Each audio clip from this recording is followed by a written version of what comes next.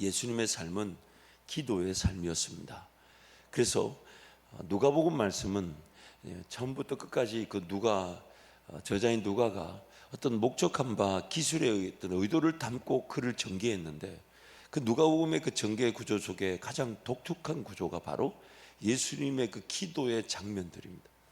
그래서 예수님의 그 기도의 장면들을 살펴보면, 예수님이 어머니 뱃속에 있을 때부터 태어나서 사역을 감당하고 사역을 감당하는 과정 모든 속에서 그 기도가 어떤 위치를 갖고 있는지를 누가복음이 쭉 이렇게 예수님의 기도를 중심으로 복음서가 전개되고 있다 해도 과언이 아닙니다. 그래서 제가 한번 성경 구절이 많지만 짧게 제가 그 예수님의 그 기도의 관점에서 누가복음이 어떻게 전개되고 있는지를 한번 훑어드릴 테니까 한번 자세히 보십시오. 첫 번째는 마치 사무엘을 낳기 위해 하나님께서 한나 그 어머니에게 기도하게 하셨던 것처럼, 그 어머니, 예수님의 어머니 마리아도 그 세례 요한을 임신했던 그 어머니 앞에서 예수님이 기도하게 하셨죠. 예수님 어머니 마리아도 태중에 예수님을 두고 기도하셨어요. 또한 예수님께서 공생의 사역을 시작하실 때에 기도로 사역을 시작하셨어요. 그래서 누가복음 3장 21절 21절 보면, 백성이 다 세례를 받을새 예수도 세례를 받으시고 기도하실 때에 하늘이 열리며 성령이 비둘기 같은 형체로 그 위에 강림하시더니 하늘로부터 소리가 나기를, 너는 내 사랑하는 아들이라 내가 너를 기뻐하노라 하시니라. 예수님은 죄인이 아니시기 때문에 사실 세례를 받으실 필요가 없을지 몰라도, 세례는 죄인이 깨끗하게 되는 것뿐 그 의미만 있는 것이 아닙니다. 죄인이 깨끗하게 된 것은 다름 아닌 하나님의 자녀로서의 삶의 출발이죠. 그래서 그 세례를 받지 않았다고 해서 하나님의 자녀가 아닌 게 아닙니다. 세례를 받지 않아도 우리는 성령으로 거듭났습니다. 죄인임을 고백하고 예수를 믿어 하나님의 자녀가 되었는데, 그 세례를 이제 그 자녀됨에 내가 자발적으로 하나님을 나의 하나님으로 모셔드리겠다는 첫 번째 신앙 고백이 되기 때문에 세례를 받으라는 것이죠. 그래서 베드로 말씀에 그 세례는 선한 양심의 간구다라고 말씀하는 거죠. 그래서 세례는 예수님 우리에게 명하신 이유가 뭐냐면, 구원받은 자들마다 기다려주고 인내하지만 그러나 그들이 하나님의 자녀들로서 반드시 자발적으로 마음과 정성과 뜻과 힘과 목숨을 다해 하나님을 사랑하는 그 첫걸음으로서 그 세례를 명하심으로, 그 세례가 자발적 사랑의 그 관계로 시작됨을 의미하는 것입니다. 그래서 예수님이 이 모든 것이 합력과의 선을 이루는 것이기 때문에 내가 세례 받는 것이 합당하다 하시면서 세례를 받으시는데, 자발적으로 그 하나님과의 관계 중심의 삶, 하나님의 사랑을 기억하고 그 사랑으로 살아가겠다는 예수님의 자발적 그 세례, 그리고 백성이 세례를 받을 때 예수님 세례 받았는데, 세례 받으신 예수님의 첫 번째 그 세례의 장면 속에 예수님의 장면이 뭐냐면 기도하실 때, 예수님이 기도하실 때 성부 하나님도 기다렸다는 듯이 성령 하나님이 비둘기처럼 임하시면서, 이는 내 사랑하는 아들이요 내 기뻐하는 자니라. 기도의 자리가 하나님의 자녀라는 그 정체성을 확인시켜 주게 되더라는 것이죠. 그래서 예수님은 공생의 사역을 시작할 때 예수님 그분이 먼저 세례를 받으시고, 죄인이 아니심에도 죄인의 자리까지 내려가신 것은 하나님의 자녀로서의 삶의 시작점에서 자발적인 삶의 고백으로 세례를 받고, 그 세례가 기도하며 하나님의 자녀로 인치심을 받는 놀라운 성령 충만의 은혜를 누리신 거죠. 예수님께서 기도로 성령 충만함을 받고 성령의 이끌리심에 따라 이제 성령이 예수님이 이끌어 가시는데, 어디로 이끌어 가셨냐면 마귀의 시험대로 이끌어 가셨어요. 그래서 누가복음 4장 1절 2절 보면, 예수께서 성령의 충만함을 입어 요단강에서 돌아오사 광야에서 40일 동안 성령에게 이끌리시며 마귀에게 시험을 받으시더라. 순서가 이렇게 되는 거죠. 세례를 받고 기도하실 때에 성령의 충만함이 임해서, 이런 비둘기처럼 이는 내 사랑하는 아들이 내 기뻐하는 자라는 충만함이 있고, 그 성령의 충만함으로 성령께서는 마귀의 시험을 이기게 하셨다. 그 마귀의 시험이 뭐였습니까? 돌로 떡을 만들어라. 돌로 떡을 만들어라. 먹고 마시고 있는 문제에 대한 그런 시험들. 또 그 시험이 뭐였습니까? 그건 뛰어내리라. 그럼 천사가 받들어 주지 않게. 근데 왜 뛰어내려야 됩니까? 목적이 뭡니까? 무모한 거죠. 그걸 굳이 그렇게 뛰어내려서 하나님의 그런 기적을 보겠다는 게 우리의 욕심이잖아요. 또한 마귀에게 절을 하는 온 권세를 주겠다 하지만 마귀조차도 하나님의 권세 아래에 있습니다. 그래서 그 마귀의 시험을 넉넉히 그 성령 충만을 받고 기도하시는 중에 성령 충만 받고 성령 충만 받으니까 마귀의 시험의 자리를 성령께서 의도적으로 끌고 가서 그 마귀의 시험을 이겨내게 하시더라는 것이죠. 또한 예수님은 항상 기도하신 다음 가르치시고 병 고치시고 귀신을 쫓아내셨어요. 누가복음 5장 15절 17절 보면 예수의 소문이 또 퍼짐에 수많은 무리가 말씀도 듣고 자기 병도 고침을 받고자 하여 모여오되 예수는 물러가사 한적한 곳에서 기도하시니라. 하루는 가르치실 때에 갈릴리의 각 마을과 유대와 예루살렘에서 온 바리새인과 율법 교사들이 앉았는데 병을 고치는 주의 능력이 예수와 함께 하더라. 기도할 때 성령 충만 받고 마귀를 이긴 것처럼 사람들이 막 병 고치러 달라고 오지만 그 잠시 물러두고 가셔서 뭐 하셨다고요? 뭐 하셨다고요? 기도하셨는데 기도하고 나니까 병을 고친 능력이 예수와 함께 하더라. 왜 그렇게 얘기하는 걸까요? 우리에게 기도하라는 거잖아요. 또한 예수님께서는 기도하신 후에 12제자를 제자로 부르셨어요. 6장 12절 13절 이때 예수께서 기도하시러 산으로 가사 밤이 새도록 하나님께 기도하시고 밝음에 그 제자들을 부르사 그 중에서 12를 택하여 사도라 칭하셨으니. 저는 성경에서 이 6장 12절 말씀을 굉장히 좋아합니다. 다 살펴봐도 고린도 가도 6장 12절 말씀이 굉장히 좋고요. 정말 들을 기 있는 자는 들은 줄 믿습니다. 죄송해요. 그걸 또 물어보시면 안 돼요. 왜 6장 12절이 좋은 말씀이고 여러분도 그런 좋아하는 성경 구절이 있을 수 있죠. 그렇죠? 저는 6장 12절이 좋습니다. 6장 12절 6장 12절 6장 10 근데 오늘도 본 말씀 보세요. 예수님 6장 12절 보세요. 얼마나 좋아요. 예수님이 기도하러 가신다. 하나님이 저의 생일을 그 기도의 시간표에 맞춰 놓으신 거죠. 그걸 이제 알아들었어. 아이고 참. 아니 6월 12일이니까 성경에 6장 12절 한번 찾아볼 만하잖아요. 얼마나 의미 있습니까? 여러분 생일에 맞춰서 한번 찾아보세요. 12월 30일 많지는 않아요. 많지는 않은데 그래도 또 찾아보면 좋죠. 하지만 정말 그 예수님은 제자들을 부르실 때 그 기도하신 다음에 12제자를 세우셨던 것입니다. 작은 것 하나 그냥 하신 게 아니에요. 또한 예수님께서는 기도하실 때에 하나님의 영광을 경험하셨고 또한 그 기도의 자리에서 구약의 모든 선지자들의 대표로 할 수 있는 모세와 엘리야와 대화를 나누셨죠. 9장 28절 29절 보면 이 말씀을 하신 후 8일쯤 되어 예수께서 베드로와 요한과 야곱을 데리고 기도하시러 산에 올라가사 기도하실 때에 용모가 변화되고 그것이 휘어져 광채가 나더라. 기도하실 때 하나님의 영광을 맛봤던 거죠. 기도할 때 이게 지금 예수님께만 주신 은혜가 아니라 하나님은 우리에게 주고 싶으신 거예요. 우리 할 때 기도할 때 그 용모가 휘어져 광채가 나. 그러니까 성지 목사는 기도하고 선을 보러 가야 돼요. 기도를 많이 하고 그 선을 보러 가야 돼. 상대방이 성지 목사를 볼 때 영적인 것을 볼 수 있도록. 여러분 우리 재윤선 목사, 김성지 목사 그 영권으로 밝아져서 장가갈 수 있도록 여성들이 아무것도 안 보이고 그 기도하는 것만 보일 수 있다면 얼마나 좋은 겁니까? 그렇잖아요. 목사들인데. 아멘. 재윤선 목사 왜 물 마시는 목이 타나? 네, 그렇구나. 그러나 여러분 이게 기도의 은혜죠. 정말 물론 우리가 그런 어떤 외적인 모습들을 가지자는 의미가 아니라 그 기도의 자리에서 하나님이 우리를 얼마나 귀하게 여겨주시고 만져주시고 만들어주신다는 겁니까? 얼마나 만나고 싶으신 건가요? 하나님 우리를 그렇게 만나고 싶으신 거잖아요. 제가 감히 누구라고 말할 수 없지만 정말 그 금식 중인데 그래서 막 20일 30일 금식 기간이 지나는데 그 얼굴이 환할 때가 있어요. 그 얼굴이 환해요.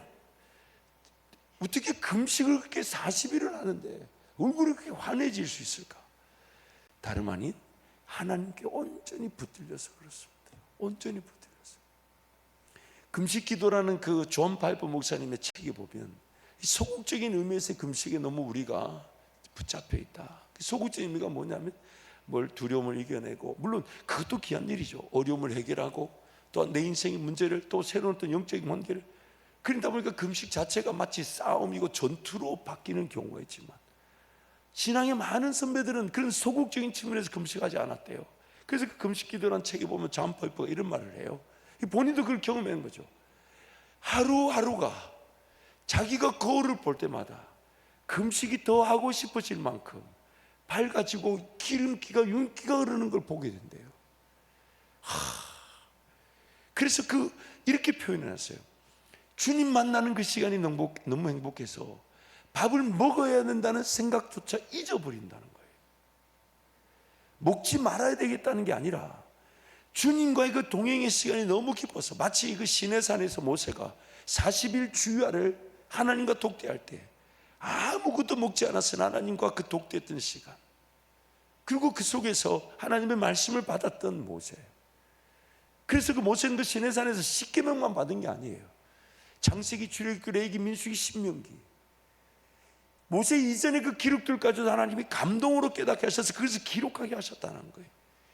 얼마나 놀랍고 행복했겠습니까? 얼마나 놀랍고 기이했겠습니까?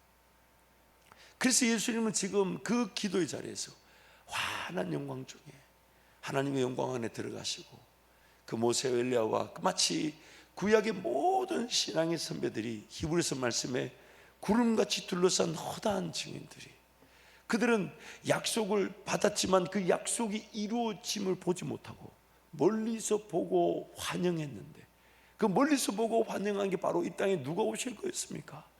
예수님. 그래서 예수님이 이 땅에 계셨을 때 하늘에 있었던 모든 신앙의 선배들의 모든 초점은 누구한테 가 있었겠습니까?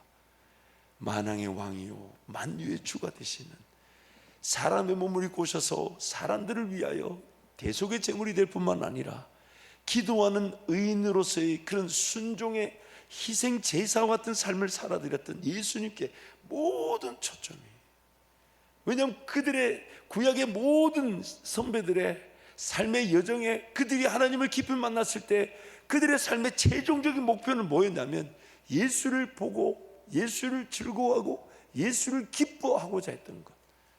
그래서 그들은 우리가 아니면 그들이 멀리서 보고 환영하며 기다렸던 것이 무엇인지를 알 수 없답니다.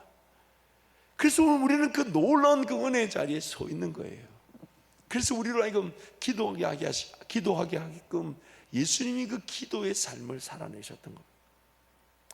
또한 예수님이 파송하신 70인의 전도대가 큰 전도의 능력, 병 고치고 귀신을 쫓아내고 복음이 전파되는 능력을 경험하고 왔을 때 하나님께 감사의 기도로, 그 일하신 하나님께 기도를 올려드렸어요.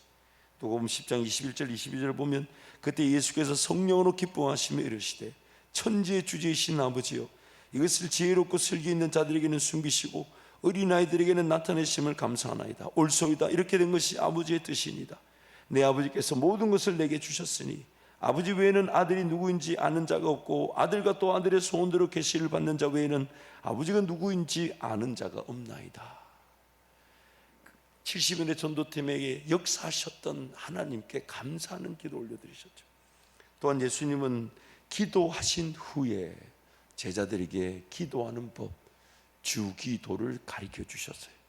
누가복음 11장 1절 2절에 예수께서 한 곳에서 기도하시고 마치심에 제자 중 하나가 여짜오되 주여, 요한이 제자들에게 기도를 가르친 것 같이 우리에게도 가르쳐 주옵소서. 예수께서 이르시되 너희는 기도할 때 이렇게 기도하라. 예수님이 기도하셨고, 기도하신 다음에 우리에게 그 기도를 가르쳐 주셨어요. 또한 예수님은 습관을 따라 기도하시고, 또한 기도하신 후에 사역을 감당했어요. 21장 37, 38절 보면 예수께서 낮에는 성전에서 가르치시고 밤에는 나가 감람원이라는 산에서 쉬시니 모든 백성이 그 말씀을 들으려고 이른 아침에 성전에 나아가더라. 이 감람원이라는 것이 이제 드디어 나오는 습관을 따라 기도하는 자리였죠. 또한 예수님은 제자들의 연약함을 위해 중보로 기도하셨습니다. 누가복음 22장에 시몬아 시몬아 보라, 사탄이 너희를 밀가루로 하려고 요구하였으나 그러나 내가 너를 위하여 내 믿음이 떨어지지 않기를 기도하였노니 너는 돌이킨 후에 내 형제를 굳게 하라. 그래서 예수님의 기도로 3번이나 부인했던 베드로, 또한 도망갔던 베드로, 또 갈릴리에서 기다리지 못하고 밤새 허탕쳤던 베드로가 끝내 예수님께로 돌아오게 되지 않았습니까? 예수님의 중보 기도의 역사였던 것이죠. 또한 예수님 습관을 따라 기도하시던 중에 그 감람원이라는 감난산에서 습관을 따라 기도하시던 중에 십자가 사명의 길을 시작하셨어요. 누가복음 22장 39절 44절, 예수께서 나가서 습관을 따라 감난산에 가시매 제자들도 따라갔더니 그곳에 이르러 그들에게 이르시되 유혹에 빠지지 않게 기도하라 하시고 그들을 떠나 돌 던질 만큼 가서 무릎을 꿇고 기도하여 이르시되 아버지여, 만일 아버지의 뜻이거든 이 잔을 내게서 옮기시옵소서. 그러나 내 원대로 마시옵고 아버지의 원대로 되기를 원하나이다 하시니 천사가 하늘로부터 예수께 나타나 힘을 더하더라. 예수께서 힘쓰고에서도 간절히 기도하시니 땀이 땅에 떨어지는 핏방울 같이 되더라. 그리고 이어지는 말씀이 바로 대제사장의 무리들이 와서 예수님을 잡아서 이제 그 십자가 고난과 고통의 그 사명의 길을 걸어가게 되었던 것입니다. 예수님은 또한 십자가에 달려 계시면서도 십자가 고통 중에서도 자기 백성들을 위해 기도하셨습니다. 누가복음 23장 34절, 이에 예수께서 이르시되 아버지, 저들을 사하여 주옵소서.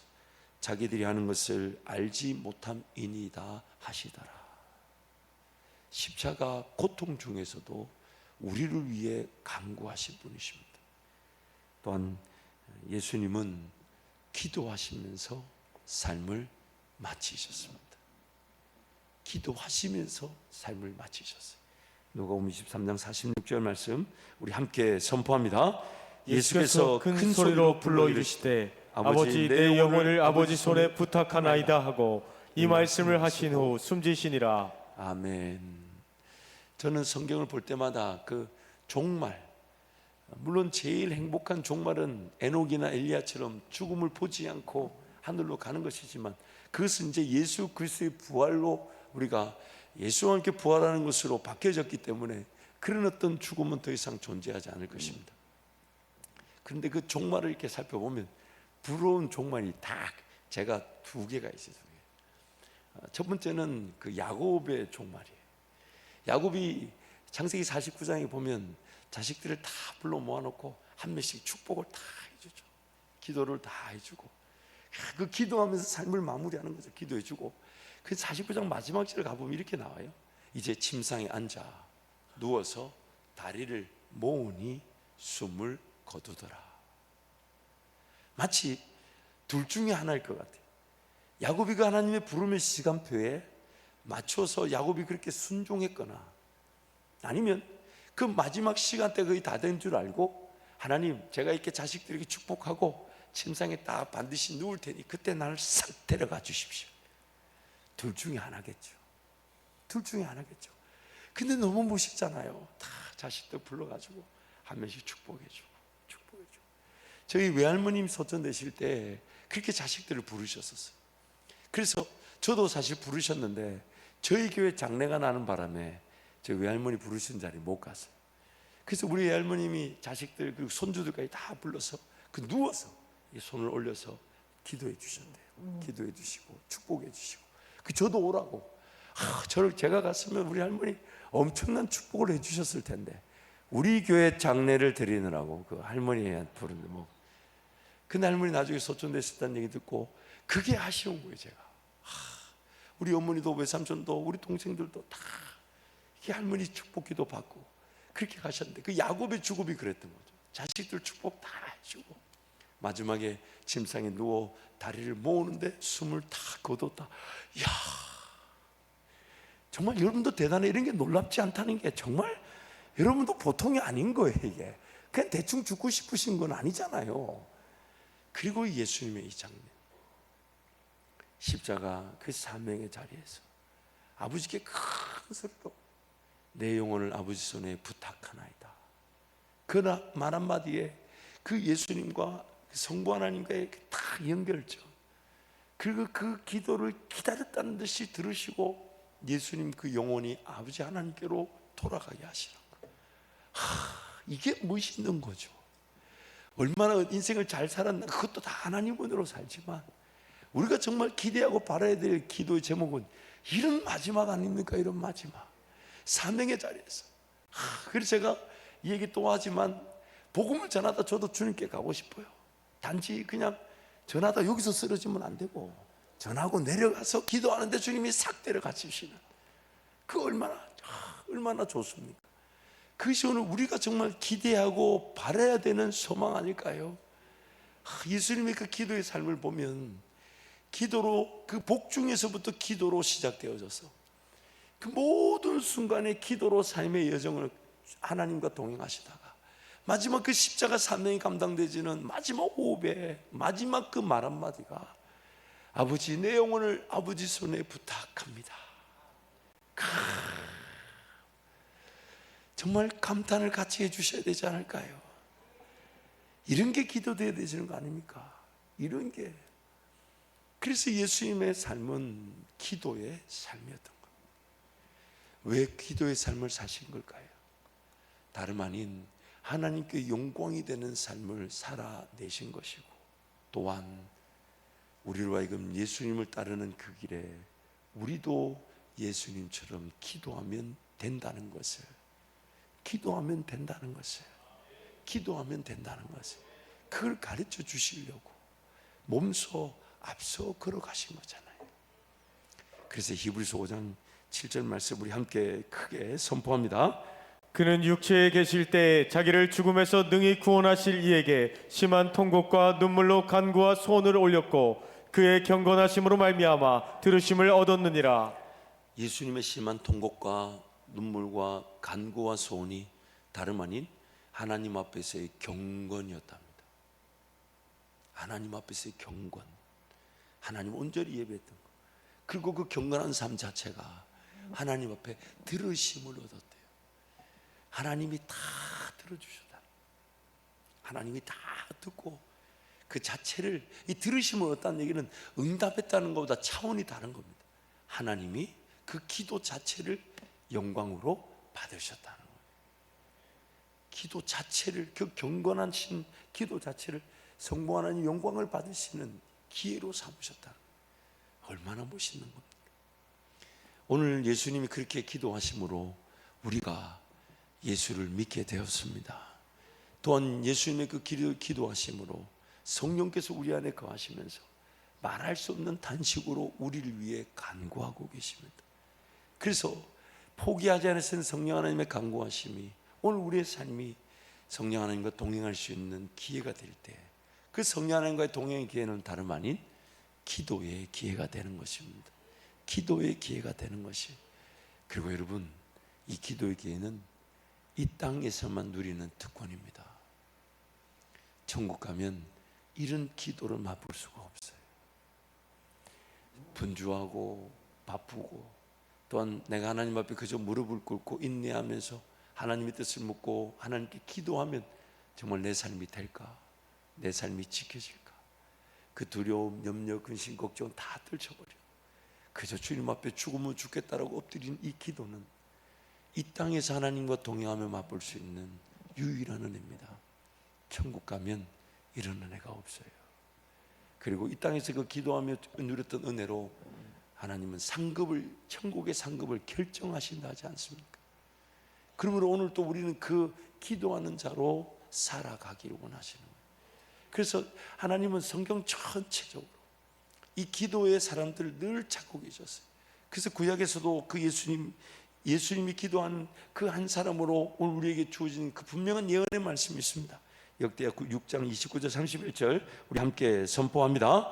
한 사람이나 혹 주의 온 백성 이스라엘이 다 각각 자기의 마음의 재앙과 고통을 깨닫고 이 성전을 향하여 손을 펴고 무슨 기도나 무슨 간구를 하거든 주는 계신 곳 하늘에서 들으시며 사유하시되 각 사람의 마음을 아시오니 그의 모든 행위대로 갚으시옵소서. 주만 홀로 사람의 마음을 아심이니이다. 그리하시면 그들이 주께서 우리 조상들에게 주신 땅에서 사는 동안에 항상 주를 경외하며 주의 길로 걸어가리이다. 아멘.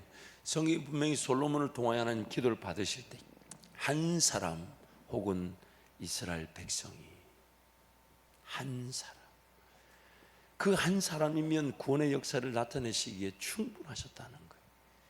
그래서 하나님은 항상 그 한 사람을 찾고 계신 것이죠. 근데 그 한 사람이 없었어요.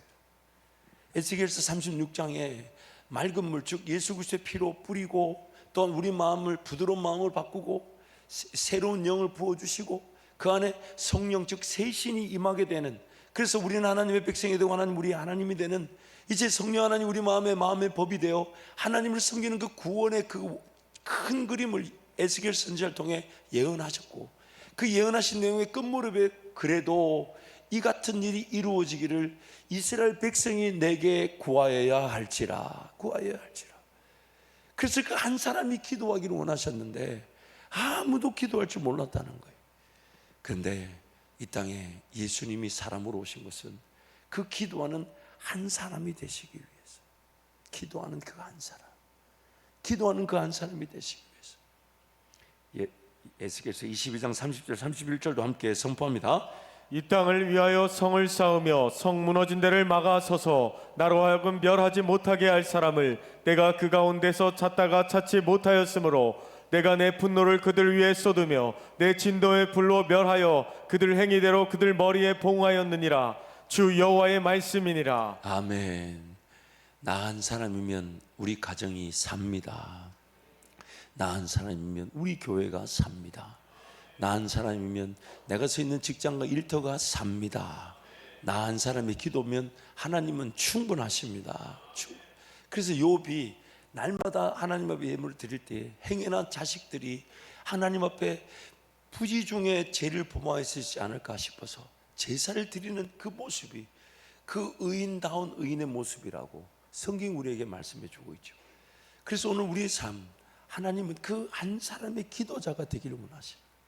한 사람의 기도자, 다른 어떤 욕심보다 한 사람의 기도자 되기를. 제가 하나님 저에게 주신 은혜들이 너무 많아요. 그래서 여러분들한테 이제 많이 나눴는데도 또 생각해 보면 또 있고 생각해 보면 또 있고, 참 그 얼마나 감사한지 몰라요.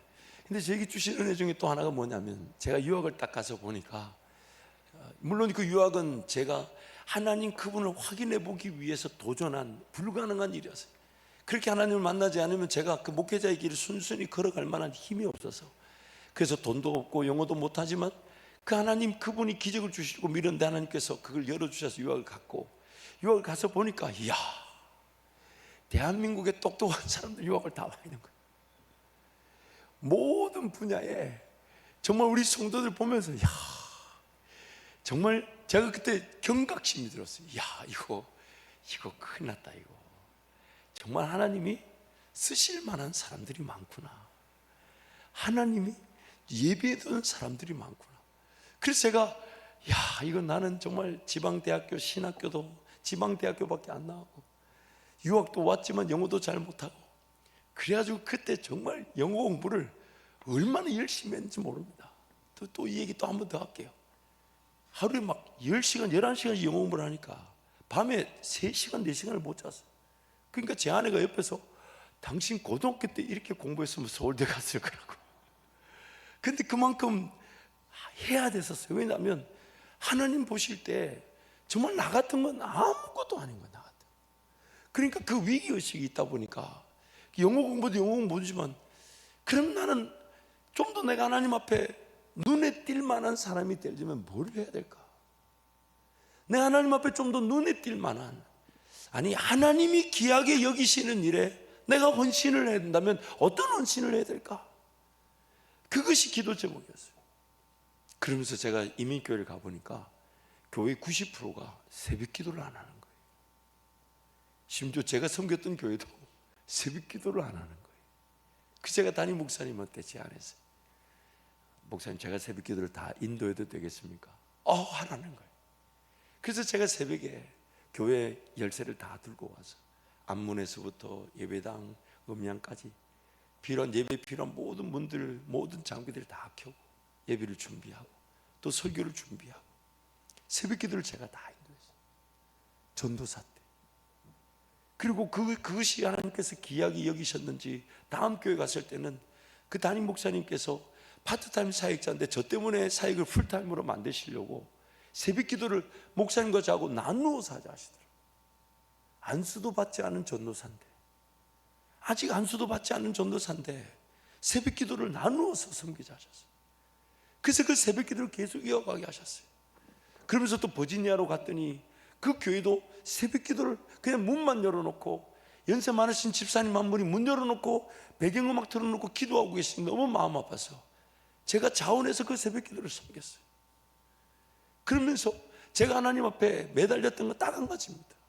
하나님, 세상적인 실력도 갖출 수 있다면 갖추고 싶지만, 그러나 만약 제가 기도할 수 있다면, 그러면 제 또래 동년배들보다 좀 더 기도하는 사람이 될 수 있도록 도와주십시오. 근데 이 기도가 지나고 보니까 은혜였더라고요. 은혜였더라고요. 지나고 보니까 이게 은혜였어요. 그래서 하나님 저에게 계속해서 더 기도하지 않으면 안 될 만한 상황으로 저를 계속 몰아붙이셨어요. 근데 하나님은 그 기도의 자리가 더 기도 자리가 될 수 있도록, 더 많은 시간 기도할 수 있도록. 그래서 LA로 사역지가 정해진 줄 알고 옮기게 하셨을 때도 사역지가 갑자기 취소가 되었지만, 그 취소된 것이 저에게는 정말 하나님 앞에 죽으면 죽겠다라는 그 기도의 기회가 되었습니다. 정말 세상 나가서 이런저런 일을 해야 되나 말아야 되나, 근데 하나님 저에게 주셨던 은혜는 차라리 내가 하나님 앞에 기도하다가 한번 죽으면 죽겠다는 심정으로 매달리게 하셨어요. 근데 하나님 그 기도를 통해 오늘 우리 영암 목사님 만나게 하시고, 또 우리 교회 왔더니 기도가 또 끝이 아니야. 새벽 2시부터 5시까지 기도하는 분을 만났으니 정말 내가, 그래서 아내하고 저하고는 아예 포기했어요. 삶 자체가 평생 훈련의 기간이지 이만하면 족하다 여기는 게 굉장히 불행한 겁니다, 여러분. 그러니까 이번에 444 특별 새벽 기도하고 제 내년 기도 1년 기도 제목은 더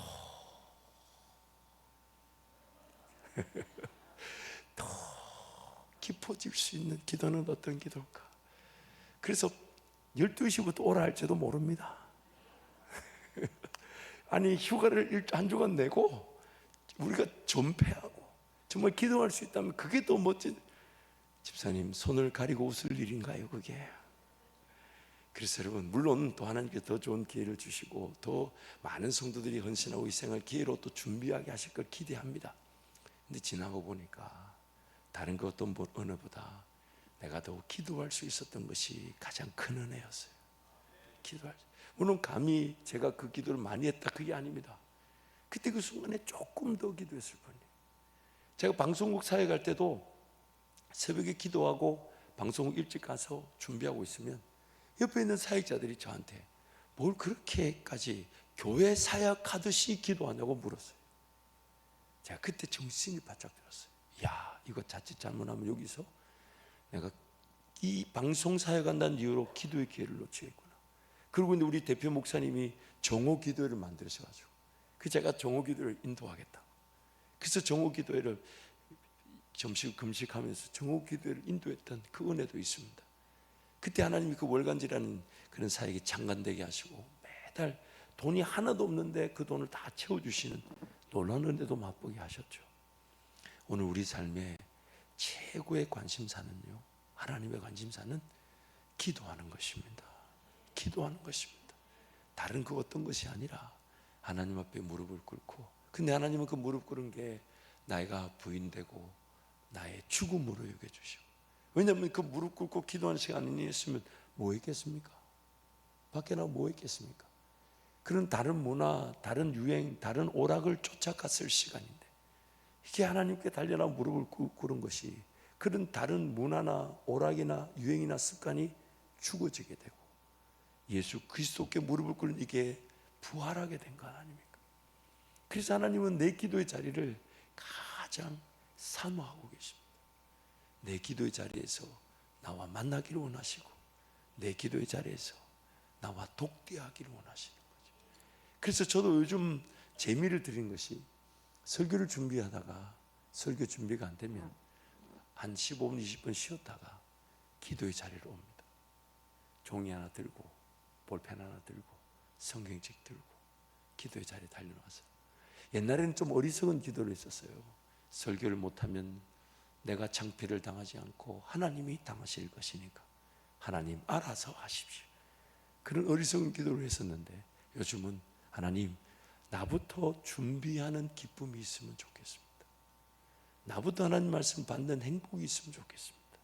나부터 그 말씀에 완전히 사로잡혀서 준비되어질 뿐만 아니라 전해질 수 있는 행복이 되면 좋겠습니다. 그게 기도의 제목이죠. 그래서 다 백지를 놓고 하나님께 맡겨놓으면 지금까지 한 번도 하나님이 거절하신 적이 없어요. 한 번도. 그래서 그 재미로 제가 12월 한 달을 이 금요일날 중보기도는 주제도 있고 요한계시록 주제도 있고 특별 새벽기도 주제도 있지만 제가 염려하지 않았어요. 오히려 제가 더 기도할 수 있는 기회가 되면 된다라는 그 믿음밖에 없었어요. 물론 제가 잘했다는 것이 아닙니다. 하나님께서 감당하게 하실 것이니까. 그래서 그 종이 하나, 볼펜 하나 놓고 기도하며 인내하는 그 즐거움이 더해져 가고 있는 것, 그게 저에게 행복인 것이죠. 그러므로 여러분, 예수님께서 모든 걸 다 이루셨어요. 기도로 이루셨습니다. 그리고 그 기도로 이루신 그것을 이제 우리에게 따라오라 하시면서 맛보라 하시는 거예요. 그래서 맛보라 하실 때에 우리도 기도로 그 예수님을 따라갈 때, 예수님이 기도하신 이후에 맛보셨던 그 모든 일들을 우리가 맛볼 뿐만 아니라, 예수님이 뭐라고 약속하셨냐면 너희는 내가 한 것보다 더 큰 일도 하게 될 것이다. 내가 한 것보다 더 큰 일도 하게 될 것이라. 그러니 얼마나 그 기도의 가치가 큽니까, 여러분? 그렇지 않아요? 그래서 여러분, 2024년은 다른 걸 계획하지 말고 좀 더 내가 기도할 수 있는 시간을 확보할 수 있도록. 그래서 이 금요일 철학 때도 올 때도 여러분, 낮에 조금 낮잠을 좀 자기도 하고 쉬기도 하고, 일찍 퇴근해서 얼른 밥 먹고 조금 누웠다가, 아니면 바카스라도 한 병 마시고 들어오는 거죠. 왜냐하면 내 기도의 시간이니까. 내 기도의 시간. 이렇게 달려 나올 수 있는 것도 은혜지만 그냥 왔다 갈 수 없는 거 아닙니까? 내 기도의 시간이니까 그 기도의 시간을 준비하는 거, 그게 행복이고 그게 기쁨이 되면 우리 인생은 더 놀라운 기도의 깊은 맛을 보게 될 줄 믿습니다. 특별히 오늘 본문 요한복음 17장은 예수님의 기도, 즉 대제사장적 기도라고 칭하고 있습니다. 17장 전체가 예수님이 이 땅에 공생의 삶을 사시면서 하나님께 영광을 올려드렸던, 또 그 영광을 올렸던 그 기도에는 우리 모두를 마치 제사장이 그 희생 제물을 안고 하나님 앞에 예배하며 드렸던 것처럼 우리를 그렇게 끌어안고 하나님 앞에 올려드리는 대제사장적 기도를 우리에게 소개하고 있습니다. 특별히 1절부터 5절 말씀 보면 미리 결론을 제시하고 있습니다.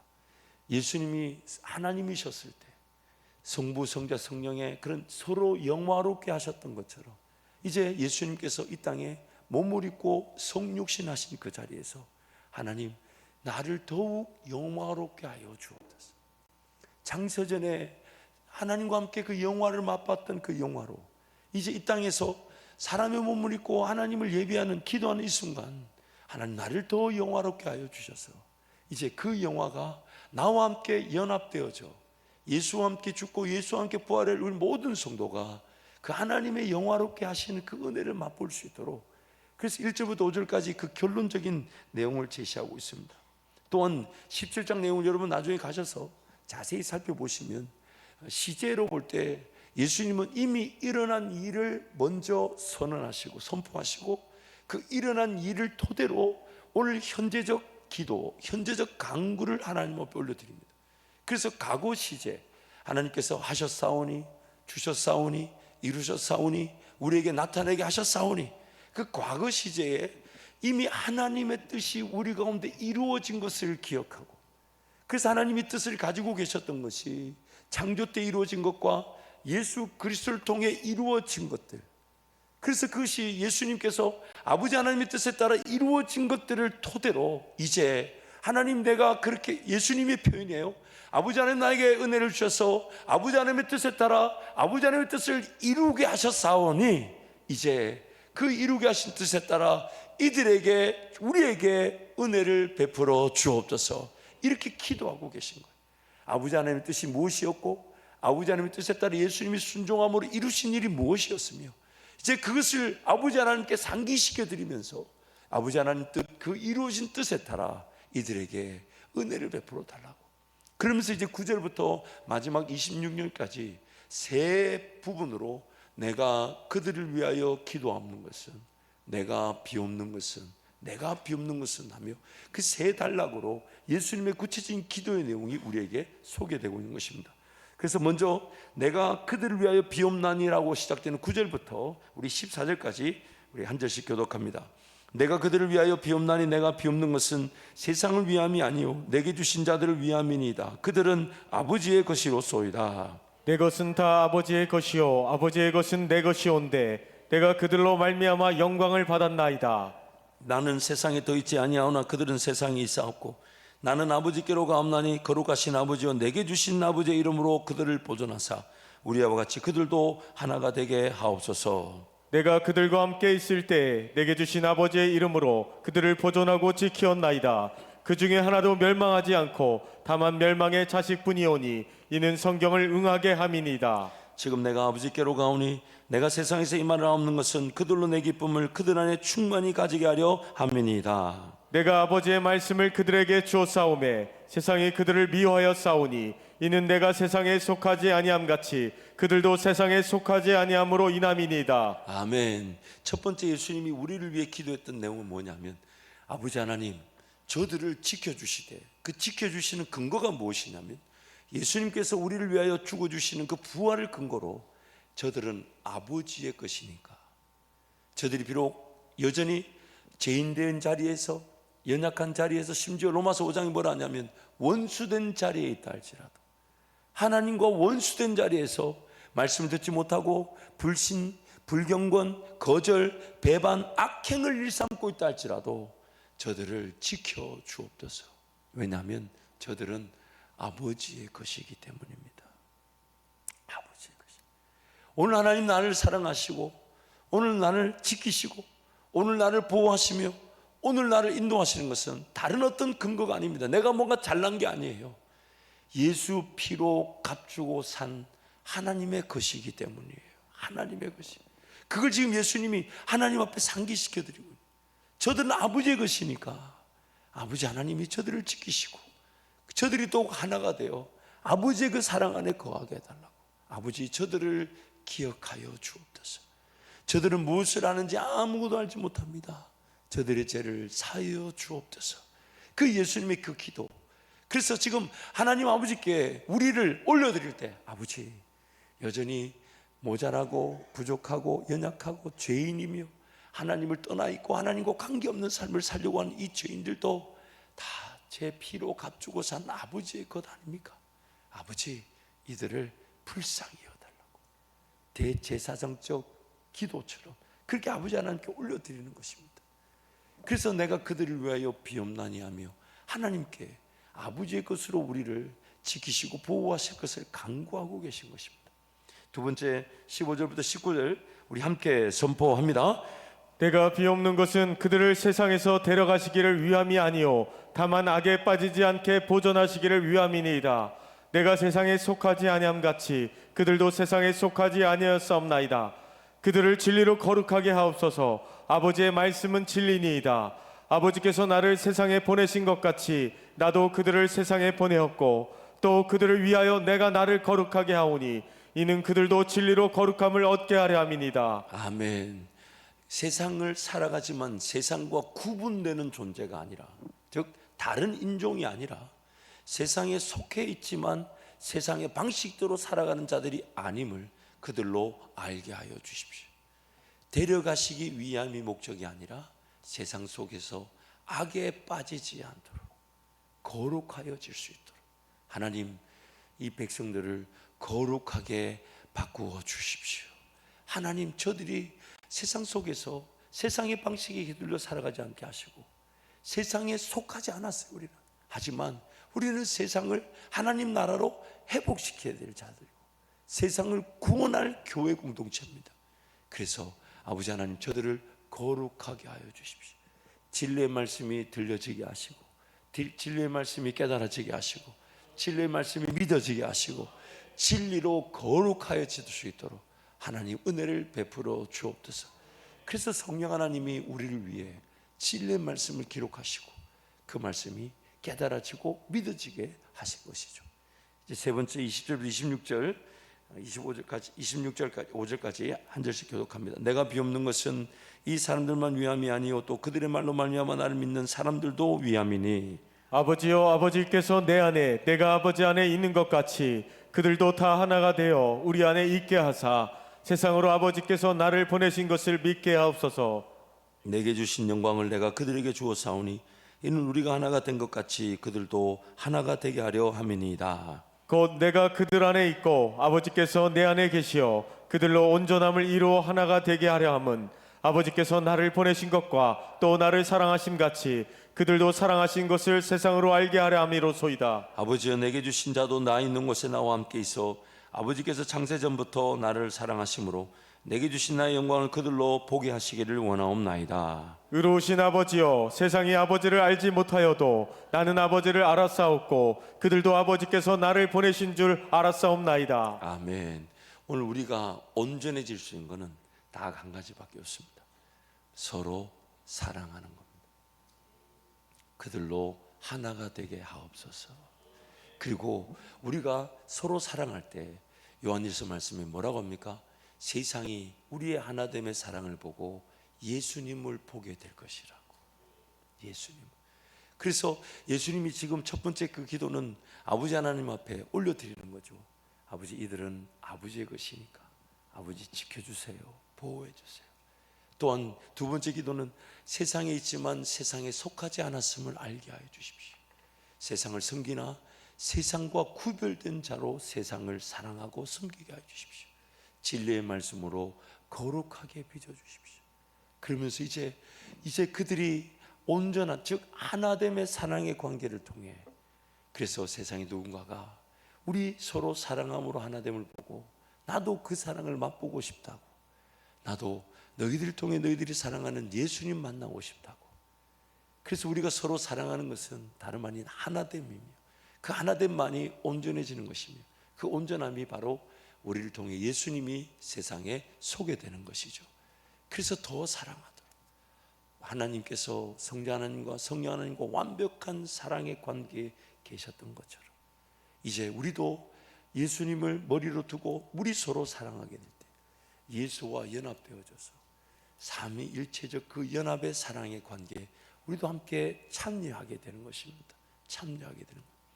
그러므로 오늘 우리 삶의 목표는, 우리 삶의 성장, 그 목적은 다름 아닌 예수 그 사랑으로 하나가 되어 세상을 향하여 기도하며 섬기는 것. 그게 바로 우리 이 땅에 남겨두신 하나님의 목적인 것이죠. 뭔가 여러분 은혜를 받고 싶으십니까? 그 기도의 자리, 말씀의 자리에서 주님과 동행하도록 은혜를 주시지만은 반드시 그 은혜는 교회 공동체, 즉 예수 그리스도의 몸에 연결되고 결합되어져 함께 지어져 가야 합니다.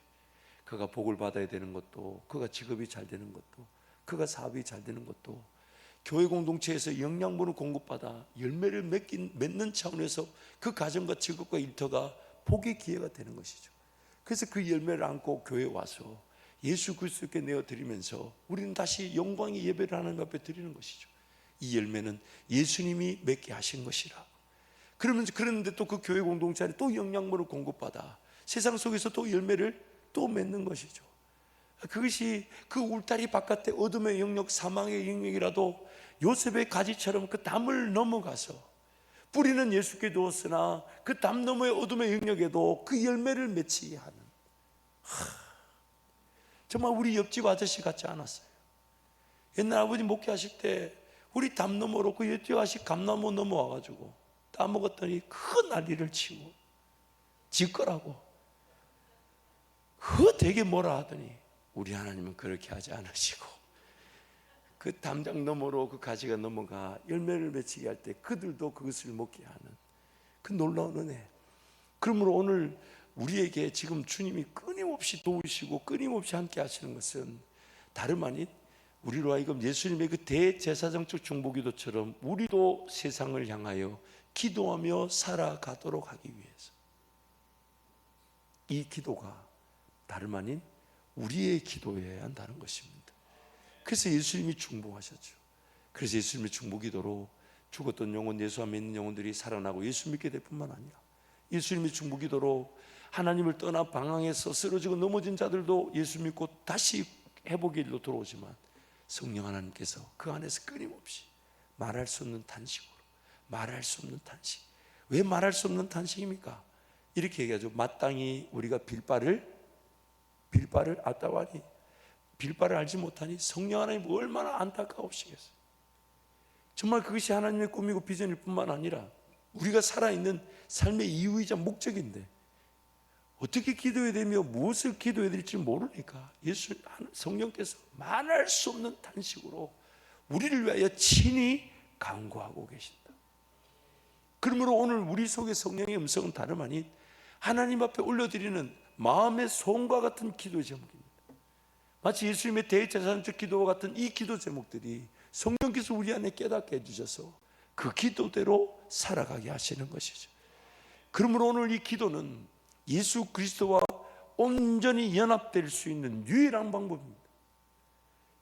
내가 죽고 예수로 부활하는 방법이며 나는 없고 예수가 사는 것이며 이제는 예수 그분만이 자랑되는 것, 그리고 그 예수와 함께 성부, 성자, 성령의 삼위일체적 사랑의 관계로 우리도 들어가게 되는 것이죠. 그래서 우리를 대제사장이신 예수님이 우리를 데리고 그 하나님께로 나아가신다 하지 않습니까? 그러므로 더욱 예수 바라보고 예수 의지하는 주의 백성들이 되시기를 축복합니다. 반드시 은혜를 베푸시고 도우실 것이니까 그 은혜로 충만하시기를 축복합니다. 기도하겠습니다. 하나님 아버지, 예수 그리스도의 그 대제사장적 기도를 사모합니다. 성령께서 우리에게 가르쳐 주시고 우리에게 생각나게 하실 때에 더욱 예수의 그 기도에 따라 기도하는 행복한 은혜를 누리게 하여 주옵소서. 예수님 이름으로 축복하며 기도합니다. 아멘. 우리 힘차게 박수고 찬양하면서 여러분 준비하신 예물 우리 하나님께 드리시겠습니다.